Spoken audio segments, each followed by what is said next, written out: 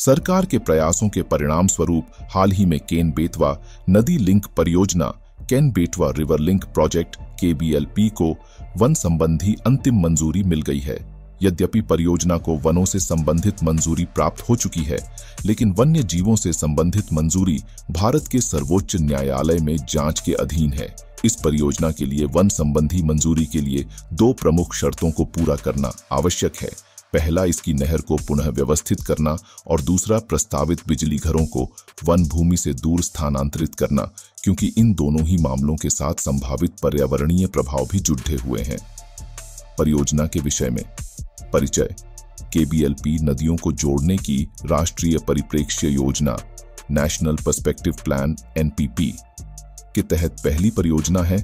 इसका उद्देश्य जल की कमी को दूर करने और सिंचाई में वृद्धि करने के उद्देश्य से एक नदी बेसिन से अधिशेष जल को दूसरे नदी बेसिन में अंतरित करना है। KBLP में मध्य प्रदेश में केन नदी से उत्तर प्रदेश में बेतवा नदी तक जल अंतरण शामिल है। ये दोनों ही यमुना की सहायक नदियां हैं। गोवा के काजू को GI मिला। हाल ही में गोवा के काजू कर्नेल को भौगोलिक संकेतक GI टैग मिला है, जिसे राज्य में काजू उद्योग के लिए एक महत्वपूर्ण अवसर और स्वयं पूर्ण गोवा मिशन की दिशा में एक उपलब्धि माना जा रहा है। गोवा का काजू मूलतः काजू लैटिन अमेरिका में पूर्वोत्तर ब्राजील में पाया जाता था और 16वीं शताब्दी 1570 में इसे पुर्तगालियों द्वारा गोवा लाया गया तथा गोवा काजू नाम दिया गया। प्रारंभ में इसका उपयोग वनीकरण और मृदा संरक्षण के लिए किया गया था। इसके आर्थिक मूल्य के बारे में एक सदी बाद पता चला। काजू उत्पादन कुटीर उद्योग से बढ़कर गोवा की अर्थव्यवस्था में एक प्रमुख योगदानकर्ता बन गया, जिसका मुख्य कारण अमेरिका में इसकी अधिक मांग थी। विश्व छात्र दिवस 2023। भारत में 15 अक्टूबर को विश्व छात्र दिवस मनाया जाता है। यह भारत के पूर्व राष्ट्रपति डॉ.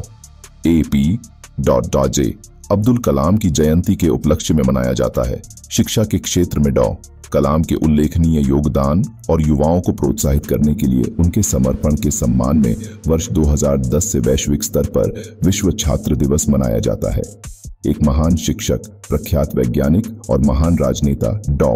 कलाम ने वर्ष 2002 से 2007 तक 11वें भारतीय राष्ट्रपति के रूप में कार्य किया। विश्व छात्र दिवस 2023 की थीम है फेल, सीखने की दिशा में पहला प्रयास, stands for first attempt in learning है।